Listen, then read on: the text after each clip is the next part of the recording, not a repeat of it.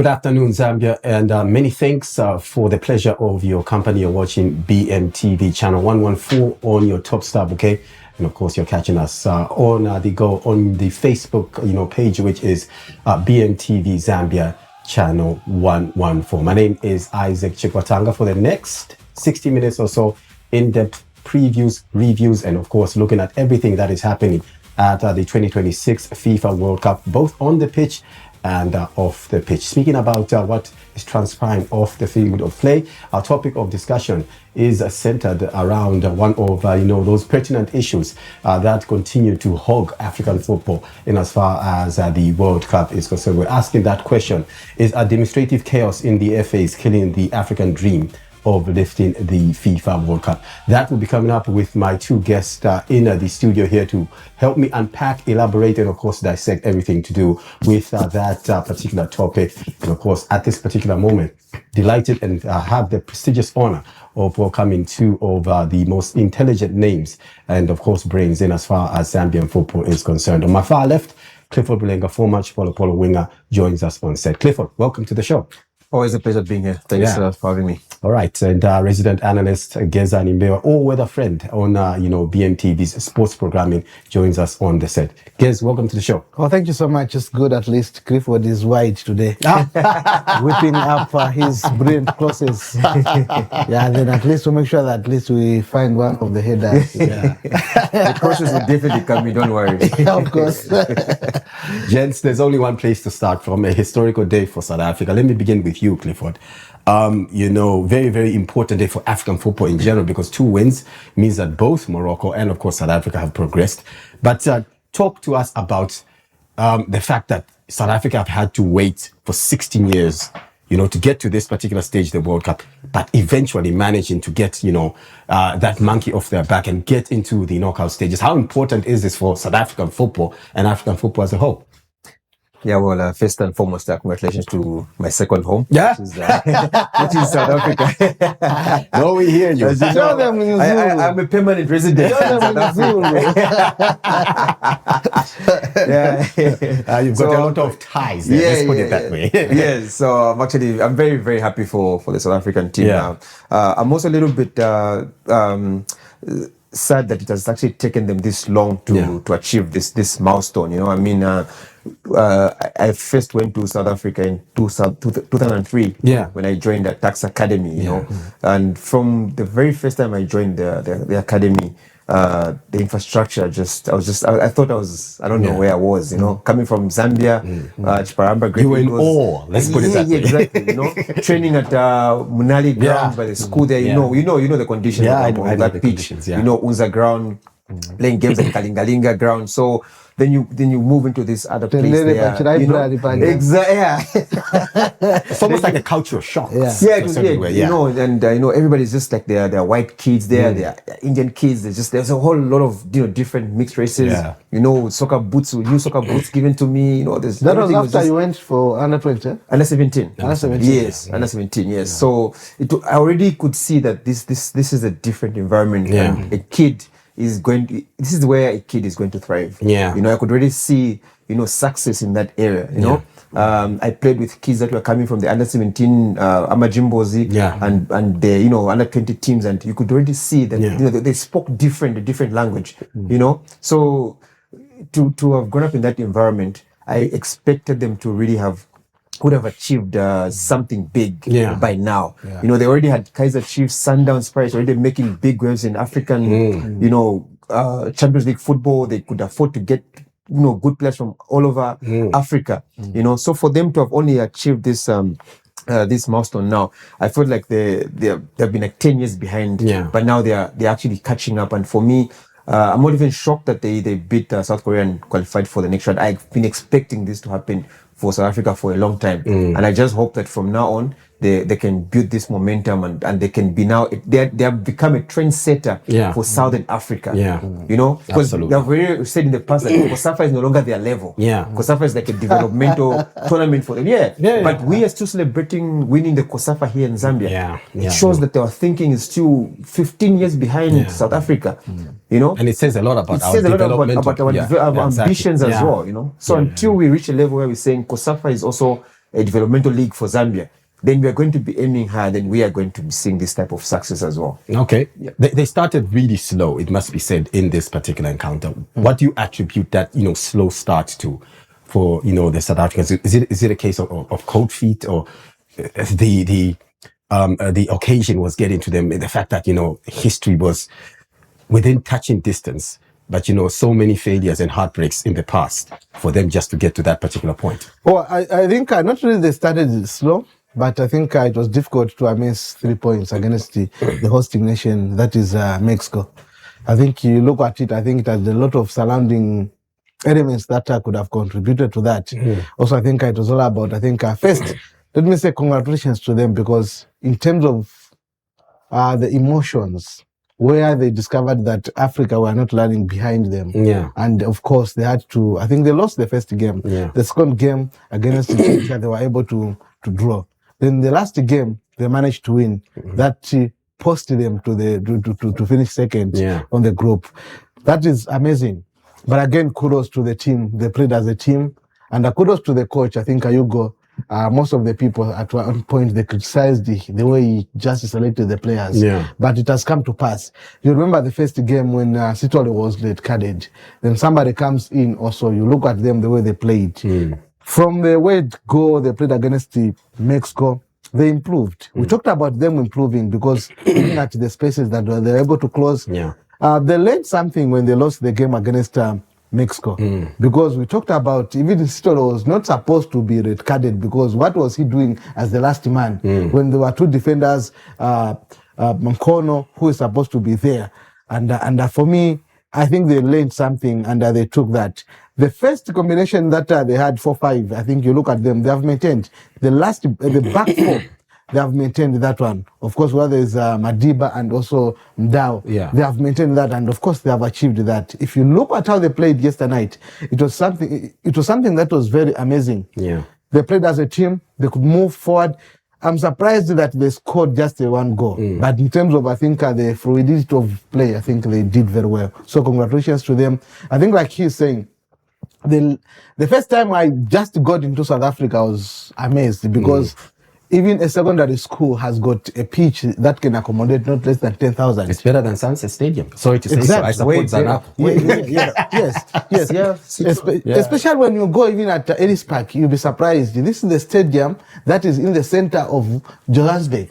Then there's also a rugby. So it's a combination of the sport fraternity that is around just the center of Joburg. So that tells you a story saying that I think you go to Mporokwan, look at where they are playing from, just like you at Levi Manaza Stadium. So it's I hope that they have learned something. But in terms of how the team just was grilled, starting from 1996 when Orlando Pirates, they were the champions of African champions, 1995. Then the likes of Jerry Sikosana, even them, they should be really saying that it has taken us so long for us to achieve this. But they have achieved this. Their children, our children also will say that. I think from Southern Africa, from the same region that COSAFA we are reigning, South Africa, they qualified and they went as far as the knockout stages. Regardless of having 48 teams, it's not easy just to come second in the group. Let's talk about, this man on the screen, Clifford Tapelo Maseko, the man on, the books of, Sundowns. Although, of course, he was on loan from January in Cyprus with AEL Lamisol. Huge performance for him, especially that their talismanic, midfielder in, Mokoena was suspended for this particular, match. He really stepped up, and deservedly so, scoring the all-important goal, to give them, that victory. What do you make of his performance, and how much confidence will this performance give him, especially as they go into the knockout phases? Like I mentioned earlier, I'm not surprised at how these boys are performing. Because from the time that I played back in South Africa, these were the boys that were about 10 years old. They're the boys that were coming to watch us train. Himself, Teboko Mokoena, Ron Williams. Ron Williams was a young goalkeeper and played in Super Sport United. He's still learning the ropes, And to see them today be where they are today is not shocking to me, because they went through the developmental stages of football. From the under 10s, under 12s, 14s. They participated in the Danone Cup in the UK, which is one of the biggest young tournaments in the youth tournaments in the world for under 12s. So there's been gradual progress for these players. They have learned, and the good part about them is that in South Africa, the playing philosophy is the same. Yeah. You know, in other countries, we just talk about the philosophy, but Coming from Super Disc, coming from Super Disc, exactly, Building up, from yeah. Super Disc, because everything we're is able the to same. watch these young ones playing Exactly. Super Disc, and I think Yes. Yeah. You know, from school football, even when we were taxed, and school football was like a competitive league. Yeah. You know, like a school team can literally compete with a proper academy. Yeah. You understand? So it shows that even the way they are coached, the coaching in South Africa is top class. Yeah.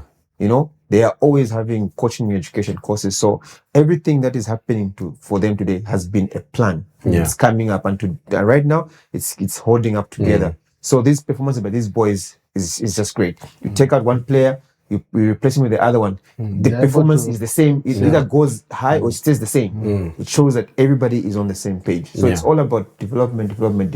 Okay, you're going to have the last word because we have to wrap up and move on to other games that were played yesterday. But from a player perspective and from a tournament perspective, South Africa have been, the graph has been moving upwards because they started off with a loss against the Coles, Mexico. They grounded out, a 1-1 draw against Czechia.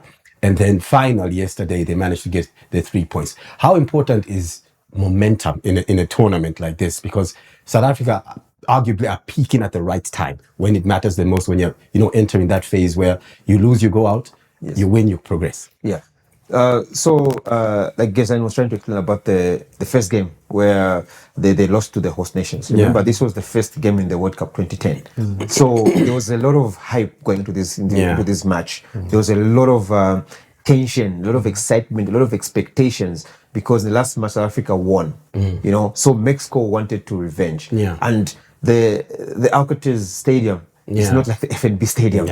You understand? There's more people there, so the noise it's a fortress. You understand? There have been some iconic matches on that pitch, and Mexico were not going to lose that game. And their 12th man was also part of it. You understand? And then unfortunately for South Africa, they found themselves in a situation where they've got these xenophobia issues going on in the country.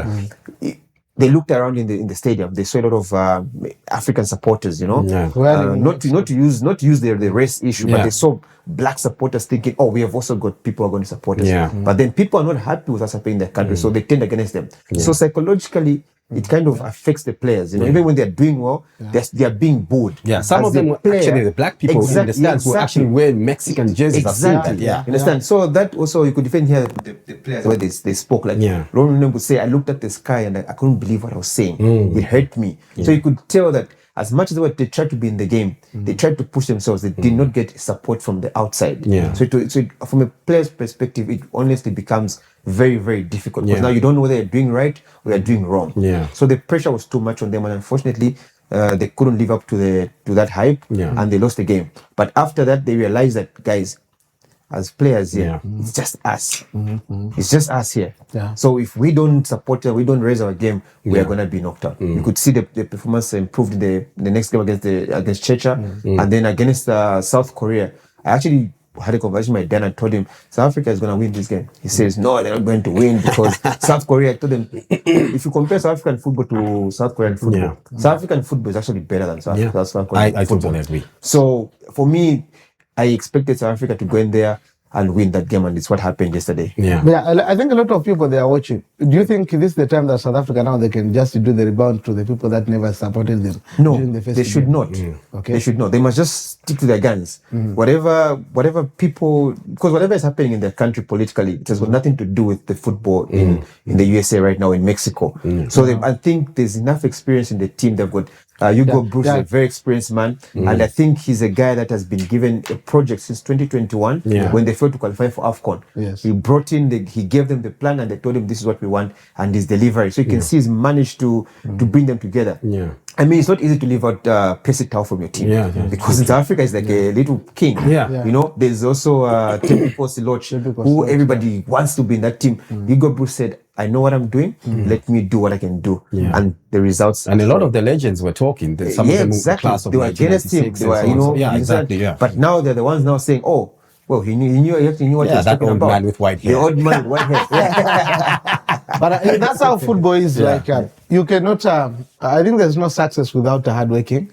They have shown that the team that the champions in Champions League, CAF Champions League, is running from South Africa, and they've shown on the world that the champions are from South Africa, and they've qualified to the next round. So I think for me it was good. Yeah, congratulations to South Africa. Congratulations to everybody in and around that technical bench of Bafana Bafana, and of course led by Hugo Bruce, the man who's steering the ship of Bafana Bafana back to where they obviously believe that they belong. Let's move on to the other encounter in the group. It was Mexico, the co-hosts, up against Czechia, managing a 3-0 victory rather. Guys, let me get your thoughts on this one, because there's often this old adage in football. They say strikers win your games, defenses win your titles. And if you look at the 3 matches so far, this Mexican side yet to concede at this particular World Cup, beating South Africa 2-0, beating South Korea by goal to 0, and yesterday managing another clean sheet in that regard. Is the defense the foundation in which this Mexican side is built in their success one? Well, I think the defense is so tight, and they seem to be very prepared to meet. We can even say that this is the most, I think, achieving a scenario at the World Cup. Winning all the 3 games in the group stages, I think for me it has been. With it has a clean never sheet happened. on that. The clean sheet has never happened for Mexico. And yes, of course, they've got experience. They've been at the World Cup for quite some time. But these results, I think, for me, is amazing. And without conceding a goal, that tells you that the defenders, they play as a team. They are coming from the building up, and they've got the experience that they want to show. And I think amazing, especially the 12th supporter who are the fans. I think for me, they have done very, very well. Every time that Mexico they are playing, you see them. I think the stadium is full to capacity, and they do not disappoint. I think they are fans, and they should be really meeting. Then being on the top of the table, they should be really meeting maybe a better side. But at the moment, it looks like they can reach as far as maybe the quarterfinals, because that's what we want. The hub should continue, I think, reigning in the hosting city of the World Cup. So I think for me, that's great. And Czechia should be really. This is not the same Czechia that we used to watch. I think when they are playing, I think football, there are a lot of loopholes that you say that I think they need to do something. Because we always knew how they used to play their football. It's not the Czechia of yesteryear. Players like Rosicky, players like Jan Kola, and I think we're much more formidable. But I want to talk about one particular player, because from a coach's perspective, I know you're also a coach, Clifford. Great management by Javier Aguirre, because Guillermo Ochoa, the veteran goalkeeper, was given an opportunity. He's not the first choice at this particular moment, and we're going to see his picture in a moment or two. But Guillermo Ochoa, what does he mean, or what does he symbolize for Mexican football? Following the footsteps of Cristiano Ronaldo as the only man to play 6 times at the FIFA World Cup. I remember. I think we all remember their legendary goalkeeper Campos. The difference between Campos and Ochoa is, I think it's a little bit of professionalism and discipline. And I think that is what has kept Ochoa for so long. I think he's a very mature, disciplined guy. I think he brings about some sort of motivation to the team, and also he's a guy that has been with Mexico for 6 World Cups now. So he brings with him the past generation, the middle generation, and the current generation. So he bridges that gap, and then he brings back the history of Mexico. He reminds the players around him what it means to play for a team like Mexico. When you look at Messi and Ronaldo, their stats are actually the same. They made the debut the same time. I think they were both the youngest scorers of their countries, and they are now the oldest scorers of their countries in World Cups. So it shows you that there's that magnifying thing that they have, whereby they bring people, that unifying factor that brings them together. And for a coach that is Aguero to trust this 40-year-old goalkeeper and give him some minutes to play when they were already winning that game shows the respect that he has for the player. And I could see that they gave him the captain's armband. That's respect. So for them, it's like a godfather in that team. Is a man that you want to have around your team. So it was really good to see the standing ovation that was given when he went on. Everybody in the country just knows that this person means so much to to Mexican football. And of course, Gilberto Rocha, one of the key players in as far as the youngest players at this particular tournament. In fact, he is the youngest player at this particular World Cup, also in the starting lineup. So great management, almost like handing over, the baton from the young to the old in that regard. So quite symbolic in that regard. But let's quickly move on and look at the group standings after match day 3 of Group A at the 2026 World Cup. We do know that, Mexico with a perfect record on 9 points with a positive 6-goal difference. South Africa sneaking into that second position with that victory yesterday.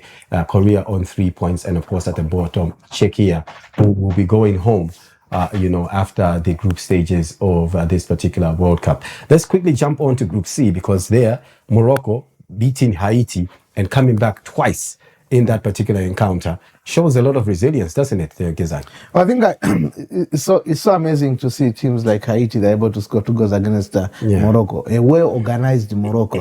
That I think we talked and were able to, to talk a lot.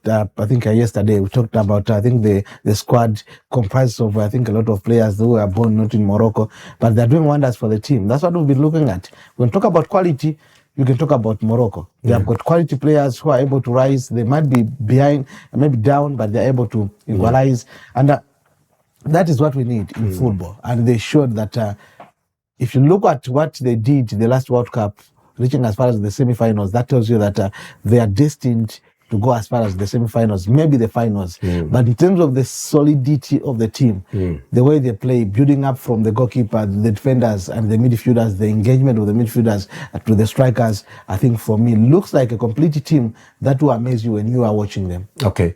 Everybody was talking about the fact that, it seems to be the Siberi show and it's just one-man show in terms of getting the goals. Yesterday, 4 goals, 4 different goal scorers. What does this tell us about, the strength and depth of this Moroccan side?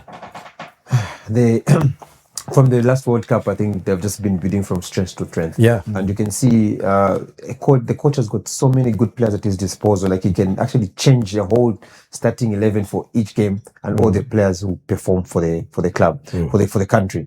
So I think the players now understand what it means to play at a high level, what it means to be an elite footballer. And they've grabbed that opportunity. And whenever they are thrown onto the pitch, they all just want to outperform the other. Yeah. So it is really, really making Morocco a very unstoppable machine. Yeah. Haiti might have got the first goal, but it was actually an own goal. Yeah.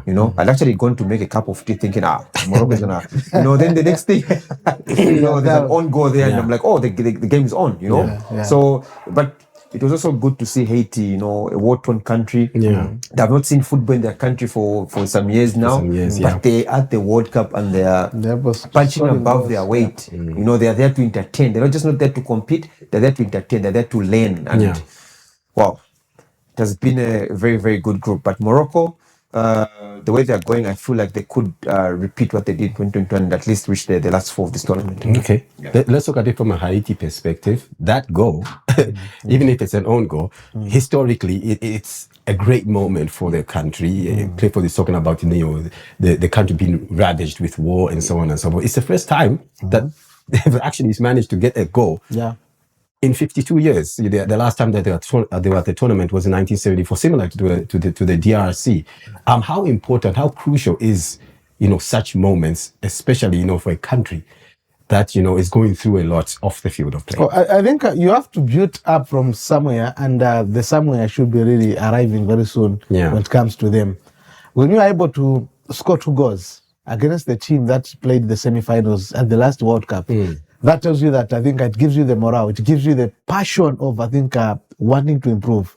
And who knows next? They might be now saying that we should be looking forward. Where can we get some other players who were born but they want to play for Haiti? They've got a grandmother who's from Australia. And then they ask what is happening this. Now they'll start targeting some other players. But in terms of how they played, I think I've seen the much improved World Cup. Of course, I think we increased up to 48 teams, but it was good to see teams like they have come to compete.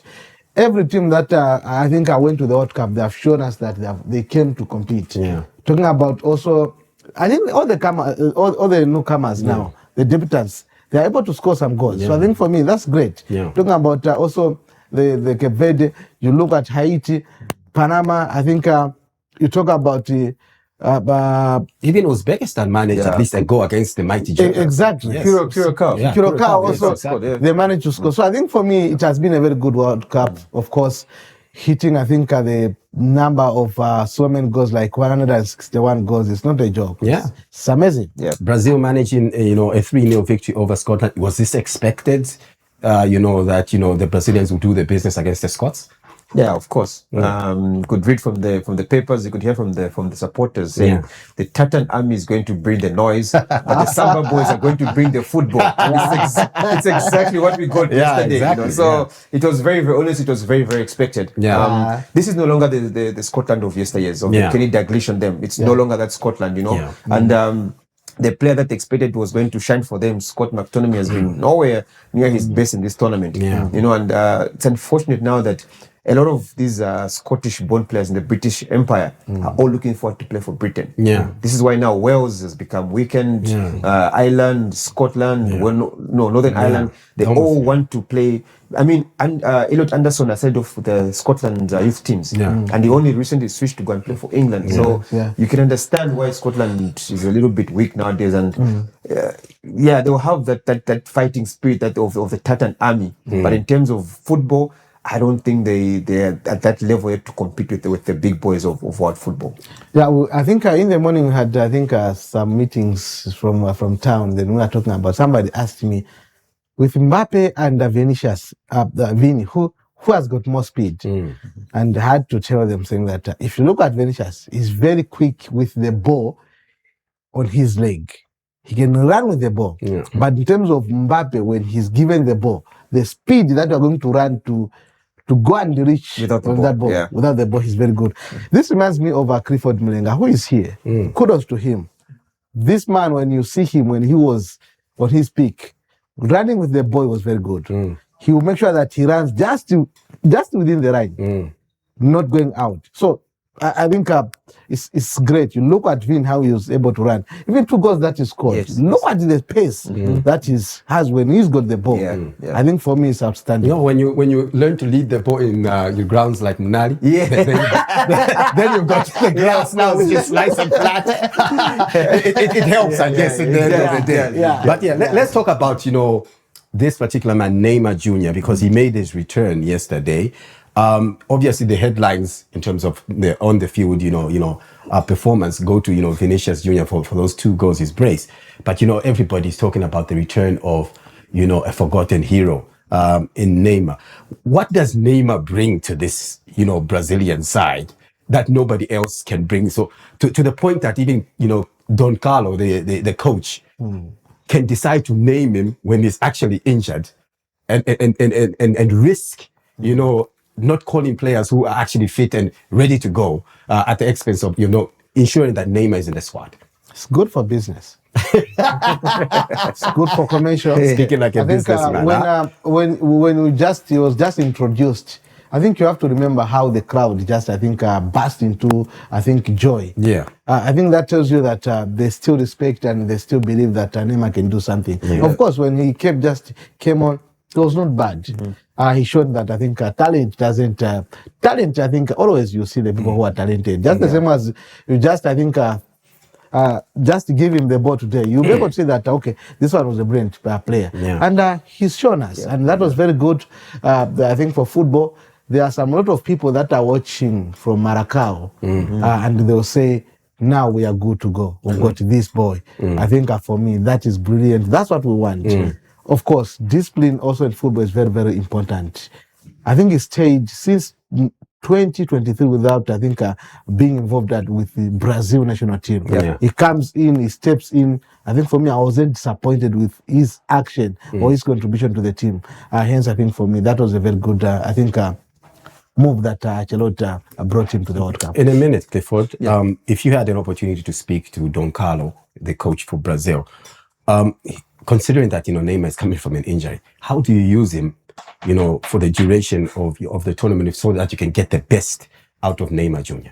Yeah, I think what happened yesterday was Gezan says was the correct thing. Give him a few minutes to come back into feeling how the game is going, the pace of the game. And as the tournament progresses, you still continue giving him a few minutes. Yeah. This is the man that has scored more goals than the great Pele. Yeah.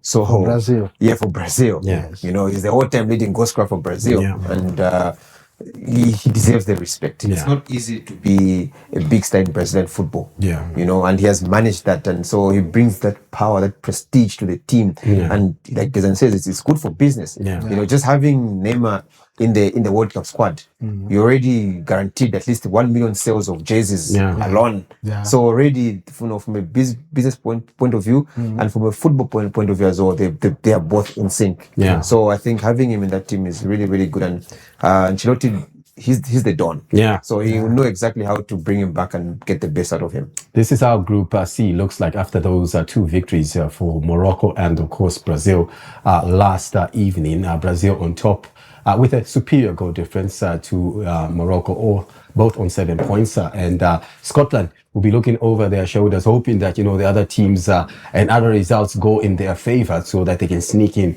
as one of the, best losers or the best 8 placed teams at this particular, World Cup. Suffice to say, Haiti at the bottom going home in that regard.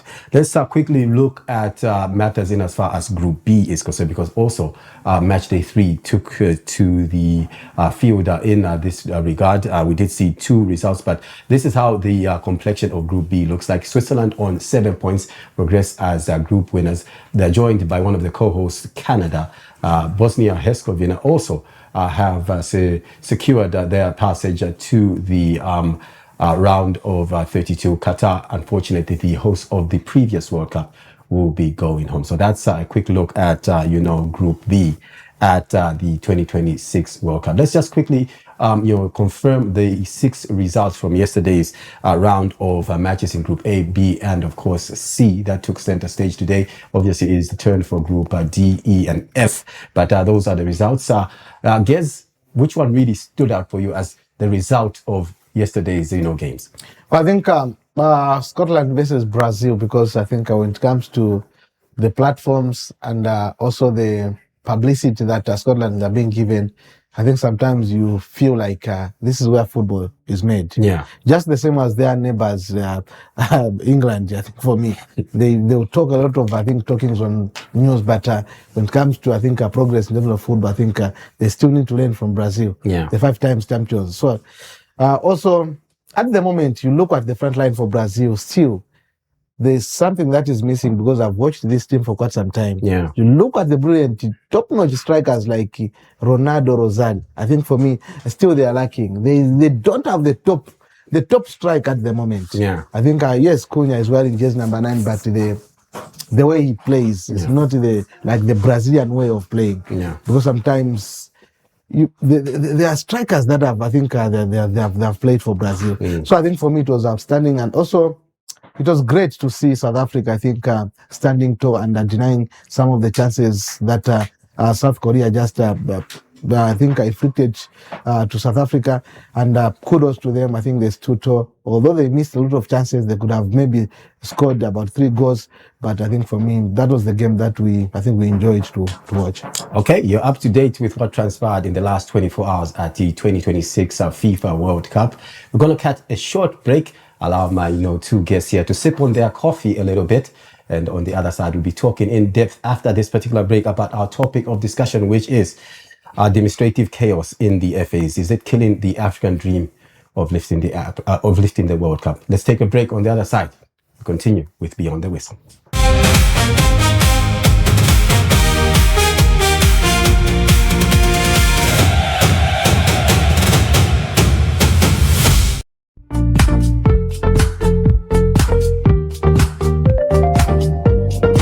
When it comes to building, the biggest worry for people is, are they going to find the right products? Are they going to find good quality?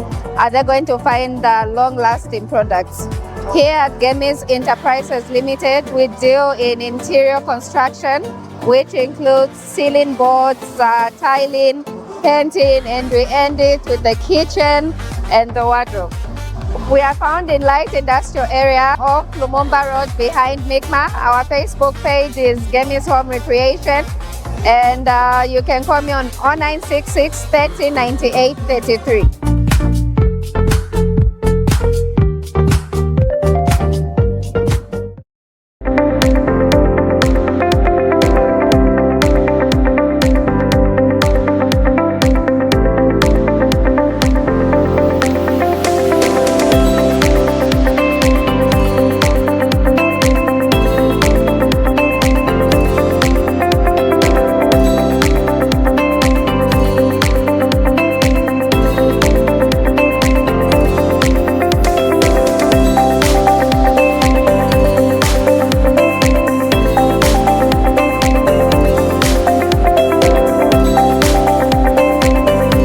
UTBM University, the prime institution for lifelong learning. Enroll your university education now. Call 0978 430872, 0977 766866. Email utbmuniversity@gmail.com or simply log to www.utbmuniversity.org.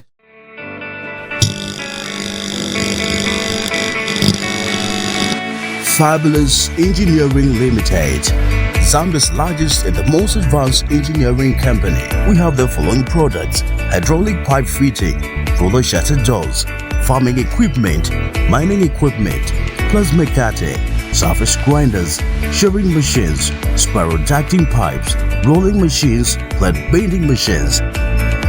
We install industrial plants and carry out all type of turning, machining, fabrication and engineering works. We also manufacture different sizes of locally made fabulous pots. For more details, visit our website www.fabulousengineering.com. Our new premises, we are located at plot number 7204 Kachiza Road behind Migma, PO Box 38005, Lusaka, Zambia. Or call us on +2609555 764011 or +2609796 98382 or +2609690 64419. Fabulous Engineering Limited, Zambia's largest and the most advanced engineering company.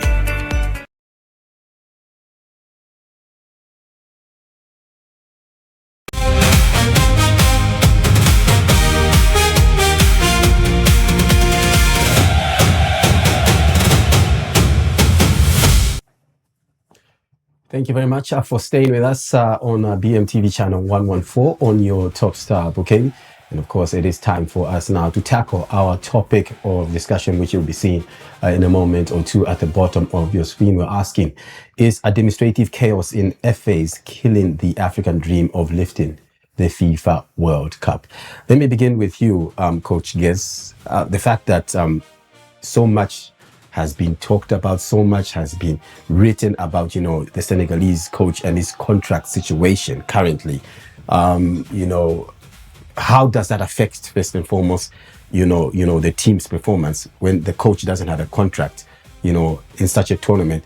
And is the FA right, considering that this is a man who has just led you to AFCON glory? Of course, we know the boardroom decisions have taken the title away from them, but surely this is a man who's delivered, isn't it? Yeah, of course. I think there's no question about it, whether to give him or not. But I think all what you just need to do is that I sit down with him and give him the contract. Yeah. And by doing so, it means that because there are already some players that he's worked with. Yeah. And you are respecting that. And even the players, sometimes you're looking at this person who worked with him, who won the Africa Cup. Then he's not being given a contract. The way you are going to, I think, to commit yourself in terms of, I think, the hard working is totally different. So I think it's not doing very good. But again, the major question is, are the FAs of these clubs, I think, are distorting in terms of, I think, the morale? Why today we have never won the Africa Cup? We've never even played the finals at the World Cup. Yeah. I think, yes. A lot of FAs, I think they are not working according to what it's supposed to be done. And I've seen where FAs, they are organized and they don't fight against one another. The success, I think we can mention, I think a few teams. Morocco, their success is based. Have you ever heard that the FA of Morocco, there's a problem? No. South Africa also, they have done their level best, of course. I think they work as a team. I'm not so sure because in a moment or two we'll be touching on the issues surrounding South Africa. Yeah, exactly. But again, if you look at how they their performance has been outstanding. Yeah. You talk about going to Africa Cup, I think they've been there of late. Talk about them going to the World Cup, I think they've been there of late. But where teams, if they are not organized, I think for me, teams, they have really struggled even to go to the World Cup, even to go to the Africa Cup. Some teams will struggle even just to source for the kit going to the major tournaments. Why? Because of the FAs. Yeah. So where I think football doesn't lie. Football doesn't lie. We've got Clifford here. Football does not start on a pitch. Football starts off the pitch. Football starts from the office. Because one, when you are calling the players, we should know how many players are we going to call. And this is what will happen. When are they supposed to arrive here? When do we need, the last player should arrive at which date? So it starts, who does that? It's in the office. You need to procure for the tickets. You need to do for everything until they come. Then you sit down. How much are they going to get out of the training allowances? Yeah. They are off their families. So what have you arranged for them?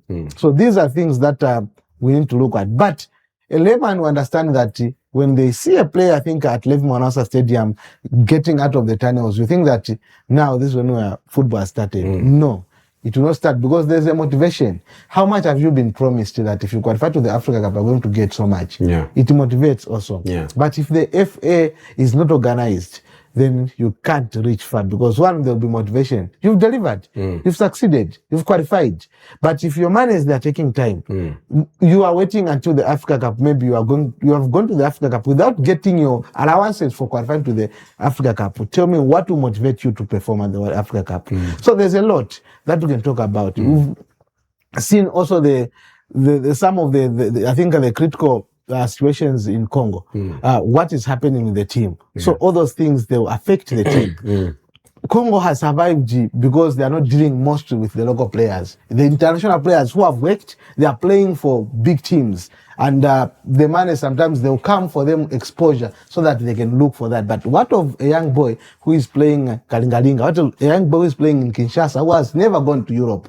So what has helped them most of the time is that they have taken the professional players to the World Cup. So where these FAs, they are struggling, even their football can just show that there is no much success. Let's stay with the Senegal, camp, because we're, getting reports of unpaid bonuses. We're going to see a caption on the screens, Clifford, about, this, and there it is. Obviously, that's talking about, Papi Thiaw's, contract situation. But I'm going to make reference to, the Senegal unpaid, bonuses for the players. First and foremost, this is a side in January that won the Africa Cup of Nations. Even if they came out number 2, whatever it is, the point is that CAF gives prize money that goes to the coffers of the Football Association. Yeah. You expect at some point the players are the ones who won, the Africa Cup of Nations, that money to trickle down into their accounts and so on and so forth. Why do we always see this, situation whereby money is paid by the Confederation of African Football or paid by FIFA if you're going to the World Cup to the association, but that money just never seems to reach the players? And secondly, as you answer that, from a practical perspective, as a player, I know you've been in camps where, allowances haven't been paid. So give us a practical perspective of how it affects you as players. Well, to start with your first question, honestly, there's a lot of misdirection of these funds. Yeah. Because institutions they need operational funds. Yeah. So if a lot of African FAs, not only in Africa but just around the world, a lot of them don't have very good sponsorships. So they cannot sustain themselves from just sponsorship money. So they rely on the money coming from FIFA and from CAF. So when that money comes for certain projects, it does not reach the projects. It has to be used for the institutional operations. And that is where the biggest problem starts. So I think if they're going to fix this type of problems, and the FAs need to find a way to be able to sustain themselves through businesses and just other kind of, money, income of these funds, ventures, so that this money is coming from from FIFA and from CAF are strictly for the football purposes. And that is what is killing a lot of football federations in the world. That's why we hear someone got chucked out because of corruption. Yeah. You know, it's not only here in Africa. It's a general problem that FIFA is facing every day. You know, and then the other problem that you see, if you're not a big team like your England, Brazil, you're not attractive enough. Sponsorship is always going to be difficult because sponsors want to associate themselves with success. So they always go. That's why we wonder why are only the big clubs, the big countries getting the sponsorships, because of the attractiveness of those people. Yeah. You know, Italy is not at the World Cup, but ask a sponsor to sponsor Italy or Zambia right now. They're going to go for Italy because of the prestige that they're going to be. You know, understand? Yeah. So if these other, you know, smaller FAs want to also reach that level, they need to start winning. Yeah. You know, I mean, Senegal is a country that Zambia used to walk over recently, but they have just upgraded themselves, and nowadays every sponsor wants to be with Senegal. You understand why? Because they've become successful and they're attractive. Yeah. You know, and then from a player's perspective as well, I haven't been part of a team that I said, okay, guys, this game we haven't been paid, let's go and lose. But you can tell that people are upset. Yeah. You know, you can tell the guys are upset and they're not going to. I know you, Isaac. I know that this is how you normally would play when you're happy. Yeah. But when we're on the pitch, I can see that. I understand that this guy is going through some stuff. Yeah. Understand? And I'm not going to now shout at you to give your best because I know what you're going through. I'm also going through it. Yeah. You know, but we react differently to this kind of scenarios. So other guys will show up, but other guys they'll just go through the motions and say, you know what, we're gonna show them. Administratively, if you look, So, administratively, we have to change gears. Look at our neighbors, South Africa. We obviously, giving them all the praise for doing well on the pitch, but their build-up to this particular, World Cup has been, sorry to say so, in chaos. One of the situations is the issue of the visas for the players, and this is nothing to do with Donald Trump and the administration. The paperwork that was handed in, for certain players and technical staff, and you're going to see it on the TV, was just wrong. Administratively, how do you defend such a thing? Because you expect these associations, as you can see, to do, these are things that they do almost every time. They're doing it for the under-17s, the women's teams, and so on and so forth. But you're going for the biggest tournament, and somebody in the FA, administratively, just it presents the wrong information about player X or player B, and the visa doesn't come out, and at the end of the day affects the team's preparation to perform at that particular tournament. It's planning. It's all about planning. Because when you're going to the World Cup, the moment you just qualify to a major tournament, you start planning. By this day, we are supposed to be done with the visas. Yeah. Everything should be done. The kit, what are we going to wear? So you sit on a table and say, this is what we are supposed to do. Yeah. We have qualified to go to AFCON. When is the last day so that everyone is being entered on the system? You plan. If you are, the administration part of it is that when you've got a lot of people, I think, are within, you are supposed to check what they are doing. I'll tell you, there are some people that might be given to be maybe the team managers, but it doesn't know how to enter the names even on the photo of card. In short, what you're basically saying is that maybe the wrong people were employed. So the wrong people was especially in this scenario. It's not the entire administration. It's somebody who is in charge of maybe procurement or maybe dealing with the visas. Yeah. And South Africa is a very big institution when it comes to FA, SAFA. So I think it just maybe one or two people, when they make a mistake, it's going to trickle down to as the entire administration. So as a leader, you have to be very careful. Yeah. What are we going to do? But all in all is that when you qualify to a major tournament, plan for it. What do we need? How do we need to look like? How are we going to step into the battle zone? What are we going to wear? Small things that we might be looking at might expose your failures. So I think administration should be very careful. Yeah.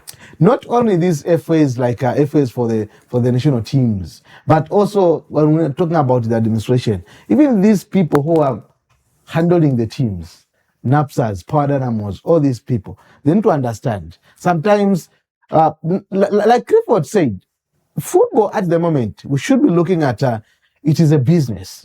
When it is a business, then you are the CEO of the Stanley Club. Yeah. Ask yourself, before maybe ECE comes on board, as the team, how much do we raise to pay these people. Okay. Don't too much depend on the sponsors. But you are given as a CEO of the club, then you need to bring up some incentives. What you just going to attract? Do you want even just a case of water? You want the sponsor to come in and give you? So these are things that even our CEOs needs to grow up and are saying, let us improve in terms of how are we going to be getting small things on board. Okay. That's the reason even our Zambian football, especially this time, it has gone down. Practical example is that this is the team, which is in the Super League. They are still waiting for the monies. When FAS pays them the monies, then that's when they are going to pay the players. That money is not for paying the players for the allowances. It's for the maintenance of the club as a whole. So there's a lot that administration, I think, I should be really handling. It's not only Can I just chip in there? Sorry. So, like from an administrative point of view, right? I think I've got a bit of insider knowledge, having been, inside the FA myself as an administrator. But just because, as you're giving that insight, I want you to also probably tie it with, Danny Jordan, because he, and we're going to see this once again on the screen, he has been defiant, especially after, the issue to do with the visas and so on and so forth. One of them who was involved was Helman Kelly, the assistant who unfortunately had to travel late and so on and so forth, disrupting preparation. But as much as he's defiant, as you give us that insight about obviously you having worked at the FA, should people's heads roll? Should people lose their jobs over this, especially as the dust settles when they come back? Should Danny Jordan be firing certain people to ensure that South African football, in terms of its administration, keeps that integrity? Not necessarily, no. The reason why I say that is because I hear Gezan says immediately qualify for the World Cup, you need to start planning. But now, unfortunately, what happens is that the World Cup, they have got what they call portals, right, where you put the players in, register the players. So these portals normally only open like maybe towards the tournament itself. So it's difficult to start planning because you don't know which players are going to make it for the tournament. You understand? That's why you find that they call up a team of 40 players and you only need maybe 25 players. So in those 40 players, you cannot put everyone in the system because you do not know who's going to travel. So what happens is that now sometimes, and I've seen this happening, that the manager will probably be responsible for for this visa registration and stuff like that. Sometimes it will just take maybe a mistake of maybe a spelling. Or maybe the system cannot pick up the E, they think it's an A, and that becomes a system glitch. So the papers get sent back. So sometimes just the handwriting can actually affect this type of work. So to say people must be fired, I think it's a little bit far too fetched. But I know that the team managers can do a little bit better. But this type of mistakes happen, especially in the systems themselves. You understand? Sometimes you find that the system does not read the passport itself. So the system rejects the passport. So sometimes you have to go and do it manually and stuff like that. So I wouldn't want to judge what really happened because we don't know whether they did manually or they were doing it through the system. And what was the actual reason? Was it the spelling of the names? Was there some full stops where there wasn't supposed to be a full stop? So this type of little administrative errors, they do happen. I'm not saying that I'm defending the administration. We can do a bit better, but sometimes the system also fails the teams as well. Because I've seen whereby you're trying to put players in a system and you've got a 24-hour deadline and the system just shuts off. That's where now sometimes the delays come in because now you have to write to FIFA to reopen the system for you to now enter the names of the details of the team officials. Yes. Let's wrap up by looking at the historical, aspect of different administrative issues historically that have, for lack of a better term, dogged, African, football association. If you look at, some of them, Ghana, for instance, you remember the 3 million that was, we needed a minister of sport from Ghana to actually fly with the money into Brazil and so on. Look, when you look at those things, Gezani, Clifford, I'm going to ask you both the same question. Why aren't we learning from past mistakes as African Football Association? Why is it always African associations and paid allowances at the World Cup, making the headlines for all the wrong reasons? What is wrong with African football associations in this regard?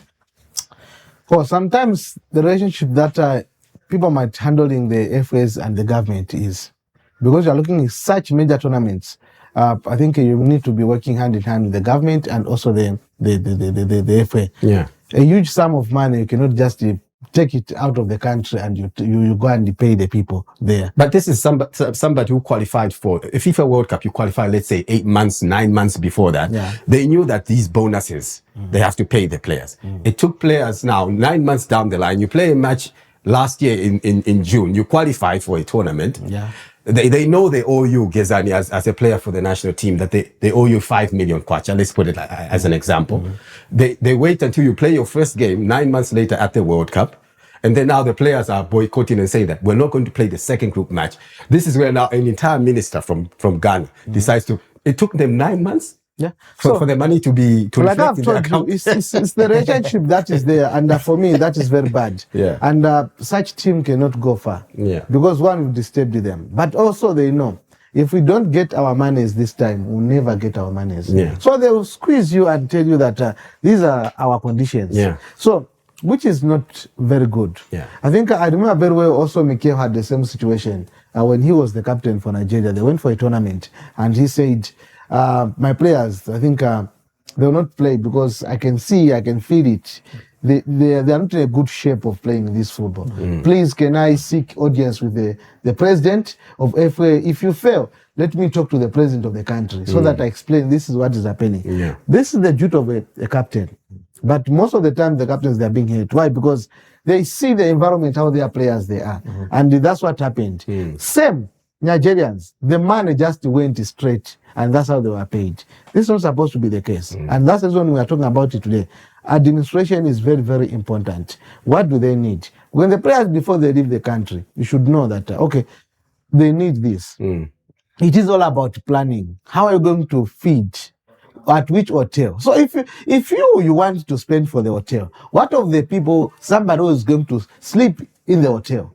You don't want him to get their house, but you want the hotel where they are telling you are the first ones to pay for the hotels. But somebody who needs to deliver for the team, you are saying that wait, okay, pay the hotel and somebody should not get into the hotel. But Clifford, I know this is a huge topic. Probably we'll need to do a second edition of discussing this, but we're pressed for time.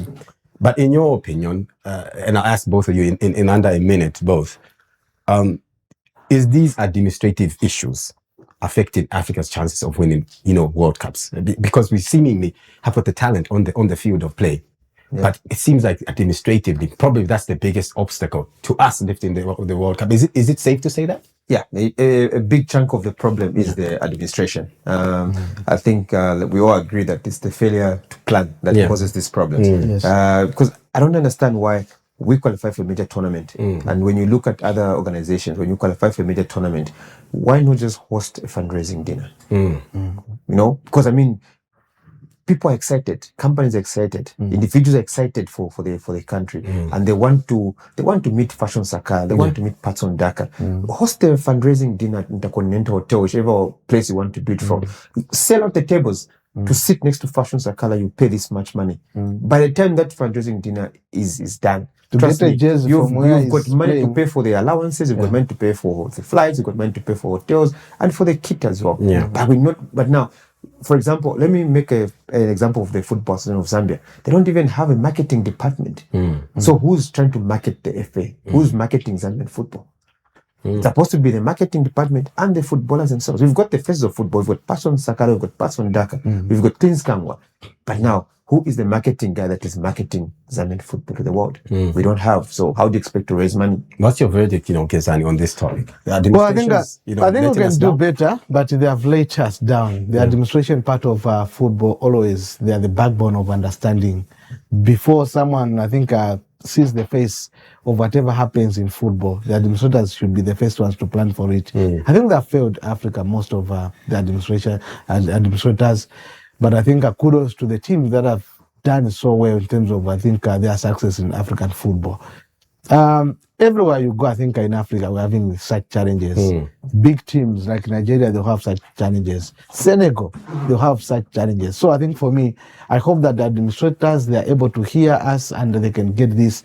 I think they can do better. It is all about everyone. We are talking about this thing because we want to see the best environment, how football is being played. Best environment, how football can succeed, especially when we are coming from Africa. Let's go back to matters on the field of play. I think we've exhausted this particular topic. The Ivory Coast have got a golden opportunity, Clifford, to try and, punch their ticket into the round of, 32. They face Curaçao, one of the teams that are making their debut at this particular, World Cup. How do they approach this encounter to ensure that they get 3 points?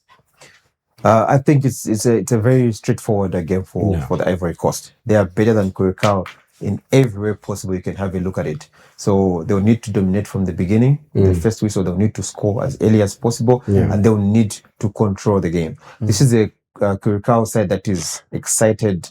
They have made history, and they want to go home with something. So they're going to come there. They're going to throw everything they can at Ivory Coast, which means that they're going to be a little bit careless and maybe overzealous to want to maybe get a goal or maybe try and get a point or a win. So Ivory Coast will need to stay calm, control the game, and make sure whenever they can punish Curaçao, they punish Curaçao, and they'll get the victory. Ecuador in the same group are up against the German machines, Gezani.